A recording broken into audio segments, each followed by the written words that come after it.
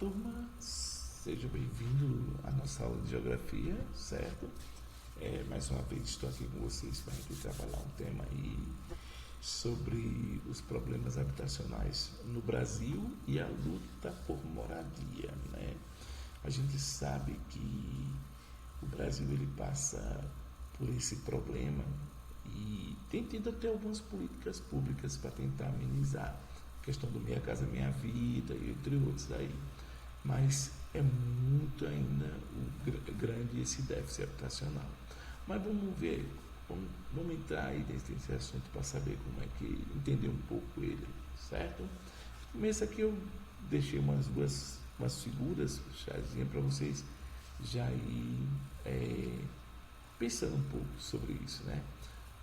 Um cidadão, morador de rua, reclamando com outro, porque está parado perto dele, dizendo o seguinte: quer sair da minha varanda como se ali fosse a casa dele. O outro, pessoal morando embaixo de uma ponte, e lá tombado pelo patrimônio histórico nacional. E por fim, o sonho da casa indo para o espaço, olha lá, voando, né? Então, são três figuras aí para a gente dar uma raciocinada sobre esses problemas, né? Então, vamos lá. No mundo atual, mais da metade da população vive em cidades, né? E segundo o IBGE, o Brasil é 85% da população vive na cidade. Os outros 15%, né, para dentro da zona rural, né? Sim. E aí, por que isso acontece, né? O pessoal da cidade, do campo veio para a cidade em busca de trabalho e melhores condições de se viver, né? Uma infraestrutura melhor e tudo mais. E acabou que, por isso que mudou o quadro. O que antes o campo era maior, a cidade ficou maior, né? Aí o crescimento das cidades do passar do tempo levou a uma separação espacial da população urbana, né? Levando os grupos sociais mais abastados a viverem em locais melhores.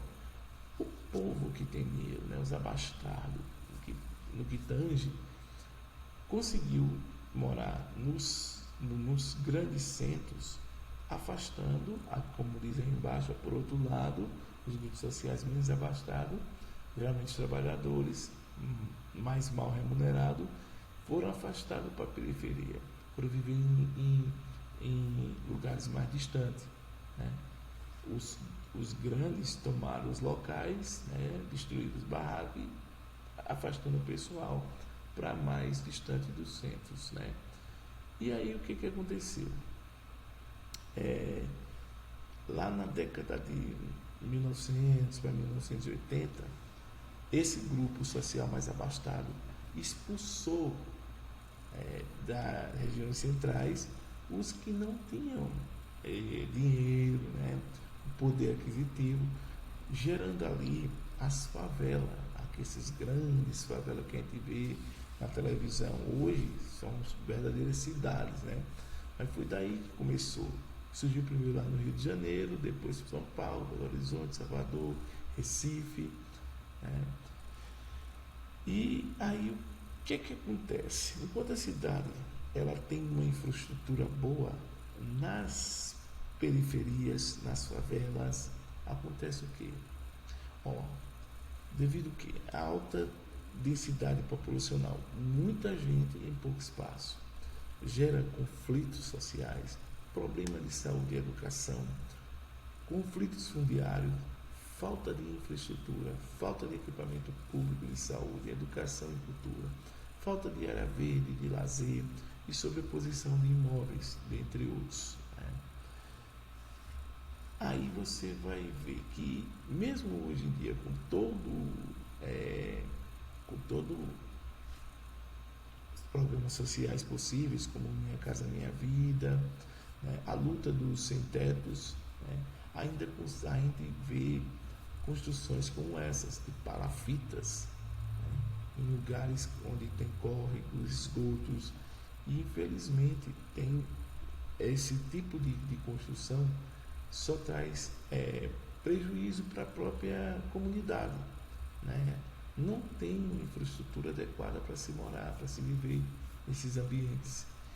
E nesses de encosta, onde o pessoal vai procurar os morros para construir, o perigo de desabamento, volta e meia a gente vê no jornal, desabou, a terra desceu, morreu não sei quantos, justamente porque não existe mais como se construir no centro, e a periferia, os morros, é para onde eles estão correndo, né? Infelizmente, e não dá tempo o poder público fazer nada. Um amontoado de casa desse é impossível, né? E aí, sobre as grandes densidades dos centros urbanos, por que aconteceu isso? O grande problema, muita gente num espaço pequeno, e os espaços também não são ocupados corretamente. Numa cidade como essa mesmo, tem um monte de casa aí, de prédio abandonado, enquanto muita gente quer casa para morar, né? Então, por isso que surgiu aí o movimento dos sem teto, invade esses prédios e há aquela confusão, a desapropriação, invade terrenos particulares, desapropriação, a polícia chamada, aí vem os conflitos, né? A sociedade se coloca em pé de guerra. Bom, existem também as moradias em áreas de proteção ambiental. Aí já começa o problema com o meio ambiente, né? Ocupar moradias precárias, insalubres, situação de risco, escorregamento, aquele caso lá do morro, né? Inundações, essas perto, se chover, a água vai entrar. Falta de qualidade de vida, impactos ambientais, a destruição da mata, né? Ribeirinha ali, próximo ao rio, e a destruição dos mananciais, dos manguezais, tudo para construir, né, habitações. E esse é um problema que vai diretamente para o meio ambiente. Aí você está vendo uma imagem bem interessante, que são são contrastes das áreas social, né, de moradia. De um lado, favela, do outro. Aí há os que são abastados e que não são abastados. Aí a separação do espaço urbano entre o centro e a periferia está ligada também ao domínio de grupos sociais. Quem tem poder é quem comanda. Olha, se você for olhar o campo de futebol aqui, nessa imagem, o campo de futebol, esse campo aqui, certo? Se você for olhar, ele corresponde a vários barracos, vários pela proporção de tamanho. A toda a área de lazer desse condomínio vai gerar quase o tanto de moradia, né? E isso é desproporcional, mas é quem tem dinheiro, quem manda, né? Infelizmente. Esse gráfico aqui ele vai falar um pouquinho sobre o déficit habitacional, né? Que está acumulando, está crescendo. Infelizmente, mesmo nos programas habitacionais aí, a distribuição de empréstimo para se construir, mesmo assim o índice é muito alto, né? A gente vê aqui rapidinho, deve ser acumulado até 2006, né? São 7,9 milhões. Necessidades futuras, 2007 é 27 milhões necessidade para se construir. Mas infelizmente a gente não vai conseguir resolver isso tão cedo. O direito à cidade, uma luta de longa data. Olha, ele fala aqui, historicamente a falta de alternativas habitacionais gerada por fatores como intenso processo de urbanização, baixa renda das famílias, apropriação especulativa da terra urbanizada, inadequações das políticas de habitação, levou um contingente significativo da população a viver em assentamentos precários, como é o caso da palafita, dos morros, da favela. Isso tudo é consequência disso, da falta de uma estrutura alternativa habitacional. Infelizmente, mas o papel dos governantes é suprir. Mas como a população cresce muito rápido, não dá tempo, né? Moradia do trabalhador durante muitos anos não fez parte da pauta do poder público. Durante muitos anos, o aluguel foi uma alternativa viável para o trabalhador mais pobre no início do século. Lotes de periferia alternativa durante algum período mais afastado, sem infra e também pouco. Você vê hoje, quando forma um bairro, é distante do centro. Né? Sem alternativa, muitos foram morar ao longo de córregos, um certo consentimento do poder estabelecido, nem da habitação, nem da infraestrutura, e fecha os olhos para que construa as favelas. Né? A resistência, a luta dos moradores, trabalhadores, tem mudado o rumo da história. E temos fé em Deus que um dia as coisas vão se ajustar. Aí tem um gráficozinho, né? um esquemazinho, né? Que ele fala da realidade dos municípios, número de habitações, estrutura financeira dos municípios e a desigualdade de renda. Impacto maior nos pobres, elevado preço das moradias e habitação subnominal, favelas. Né?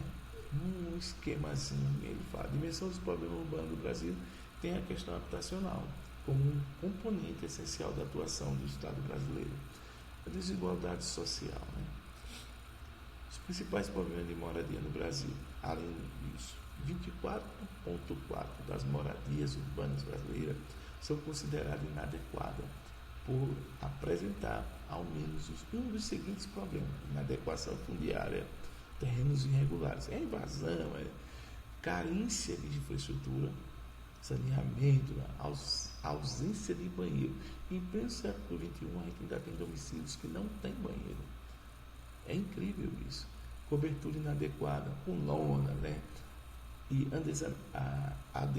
adensamento excessivo dos domicílios próprios. Aí de ter falado das famílias, que uma família aí depois se constituiu outras famílias e todos moram na mesma casa. Interessante. Aí ele vem mais outro gráfico, a abordagem histórica dos problemas habitacionais. Ele vai dando aqui o crescimento durante os anos. A urbana cresceu, era mais, o Brasil era mais rural, tá vendo aqui? Era mais rural. O rural é azul e o urbano amarelo. O urbano saiu e cresceu. Né? E o rural, ele outrora cresceu e depois regrediu. Né? Segundo o IBGE, a taxa de urbanização do censo urbano, de 84,2 em 2005, deve pular para 93,6 em 2050. Quanto vai crescer? Né? Mas se espera.